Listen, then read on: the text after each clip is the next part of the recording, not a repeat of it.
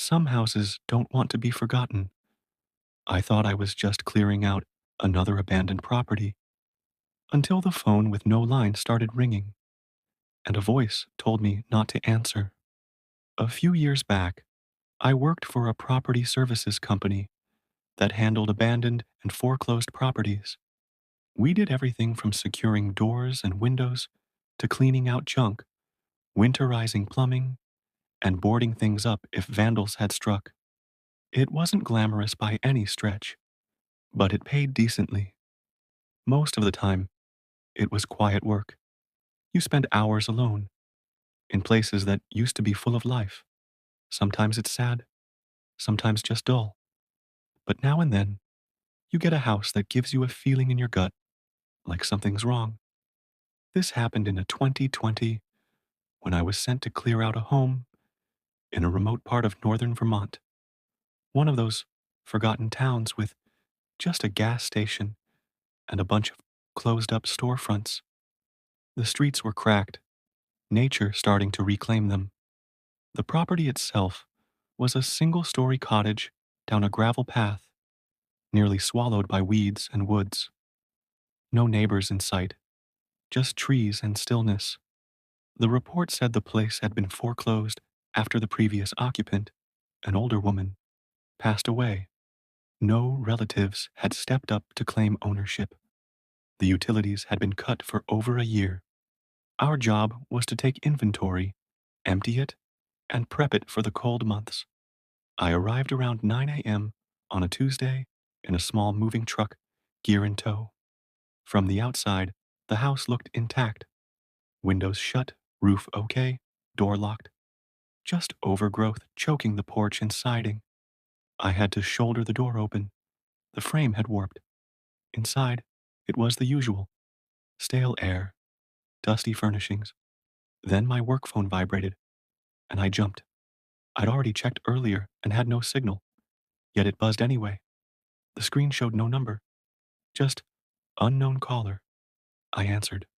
Nothing, just static, like an untuned radio. I said, hello? Twice before hanging up, assuming it was a glitch.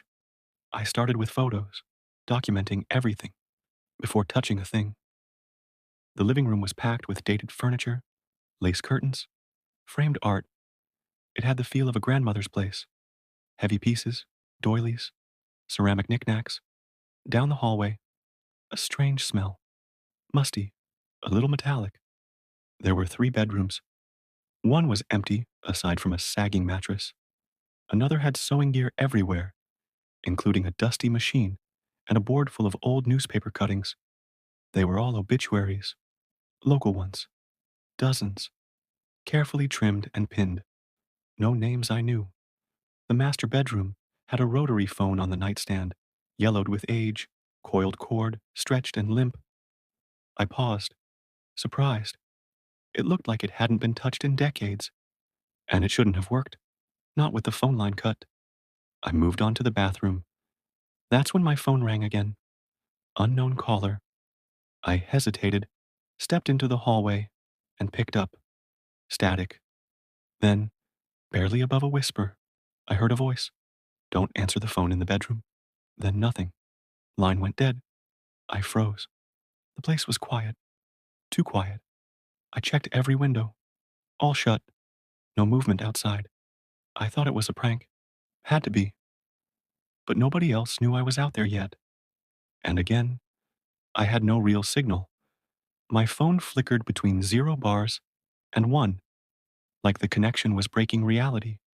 I tried calling my boss, but it wouldn't go through. So I pushed forward, trying to wrap up the job fast. I boxed up things in the living room, books, glassware, odd collectibles. But I felt uneasy. The hallway kept pulling my eye, like I'd see someone standing there. Then came the third ring, but not my cell. This time, it was the rotary phone in the bedroom. That shrill bell-like sound echoed down the hallway. It shouldn't have been possible. No service, no power. But it kept ringing. I moved slowly, phone still in my hand, heart thumping. Stepped into the room. The receiver quivered With each ring, I didn't dare touch it. Eventually, the ringing stopped. I backed out, shaken. I wanted to leave, but protocol said I had to inspect and secure the basement. I nearly skipped it, but some part of me wouldn't let me run. Maybe pride, maybe stupidity. The door was by the kitchen. I opened it. Wooden steps groaned as I descended, flashlight cutting through the dark. The smell hit me. Mold, rust. Old shelves lined the walls, holding paint cans and scrap furniture. In the far corner was a small table. On it sat a dusty cordless phone, newer than the one upstairs. Next to it, a stack of yellowing notebooks. I picked one up, flipped through it. Every page listed names, dates, and one sentence notes. Greta N., June 11th, 2018. Picked up, warned her. James L., January 24th, 2019. Rang twice, ignored it. On and on, line after line. My hands went cold. My chest hollowed out. I suddenly had the horrible feeling I wasn't alone. I turned in every direction, scanning the shadows. I bolted, rushed back up, skipping steps, afraid something would grab me from behind. I didn't finish the assignment. I got in my truck and drove straight to headquarters. I filed my report, but I left out the weirdest parts. I wrote that the property felt unsafe and might have squatters. They reassigned the job. 2 days later, I got a message from a coworker, Derek. He'd gone to finish the job. I hadn't told him what really happened. His text said, "That dead phone in the bedroom rang while I was standing there.